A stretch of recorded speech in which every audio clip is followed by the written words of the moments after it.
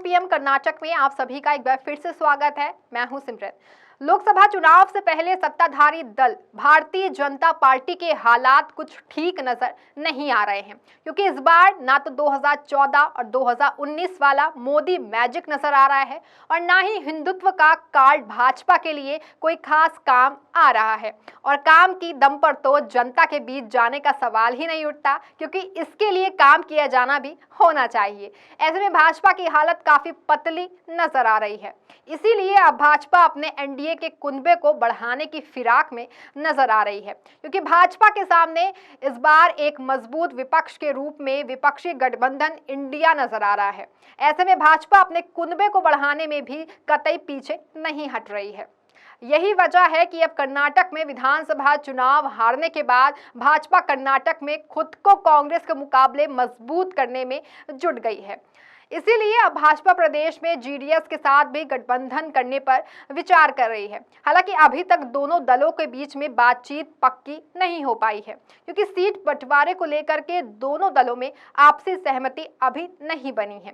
जाहिर है कि आपसी सहमति ना बनने के पीछे वजह यही है, और यही वजह है कि कर्नाटक में भाजपा के पास अभी 28 लोकसभा सीटों में से 25 पर कब्जा है। ऐसे में भाजपा जेडीएस को अधिक सीटें देने के मूड में नहीं लग रही है, जबकि जेडीएस भी ये जानती है कि इस बार भाजपा को उसकी जरूरत है।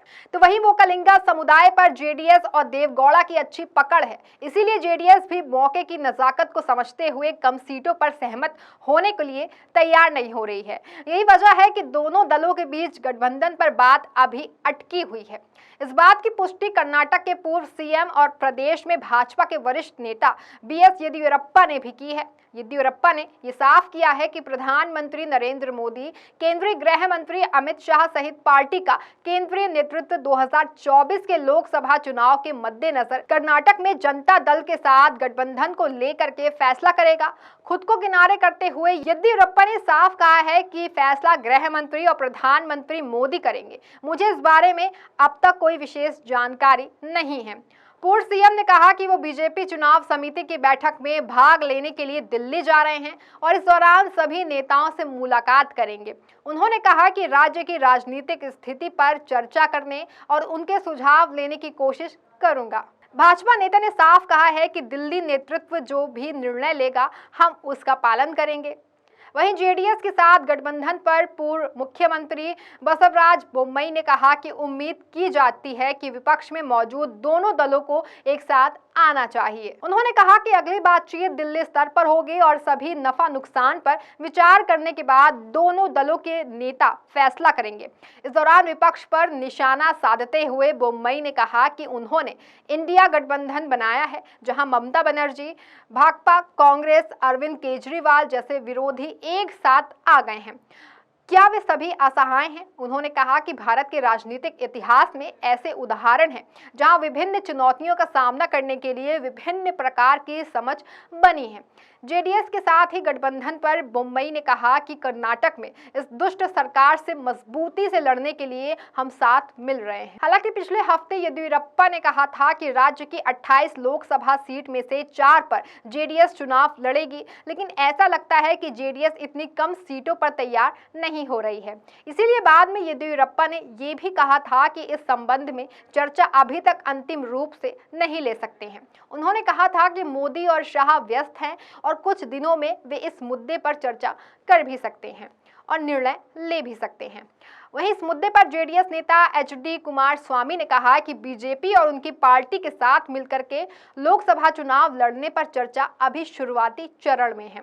यानी कि साफ है कि जेडीएस और भाजपा के बीच सीट बंटवारे को लेकर सहमति नहीं बन पा रही है। वहीं दूसरी ओर विपक्षी दलों का गठबंधन अपनी पूरी तैयारी के साथ भाजपा को सत्ता से उखाड़ फेंकने के लिए तैयार नजर आ रही है। गठबंधन की बैठक भी हो रही है। इस बीच गठबंधन को लेकर के कांग्रेस अध्यक्ष मल्लिकार्जुन खड़गे का कहना है कि गठबंधन में शामिल पार्टियां 60% मतदाताओं का प्रतिनिधित्व करेंगी और लोकतंत्र के आधार पर हमें सफलता मिल सकती है। इसी उम्मीद में हम राजनीतिक रूप से एकजुट हुए हैं। उन्होंने कहा कि हम 2024 के लोकसभा चुनाव के लिए मिलकर काम कर रहे हैं। खड़गे ने जानकारी देते हुए बताया कि इंडिया गठबंधन की चौथी बैठक उत्तर प्रदेश में होगी। सीट बंटवारे पर प्रतिक्रिया देते हुए उन्होंने कहा कि गठबंधन में कई पार्टियां हैं और लोकसभा सीट बंटवारे में काफी वक्त लगेगा।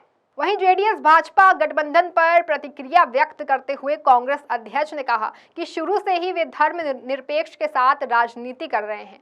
उन्हें बताना चाहिए कि वे किस मुद्दे पर एकजुट हैं।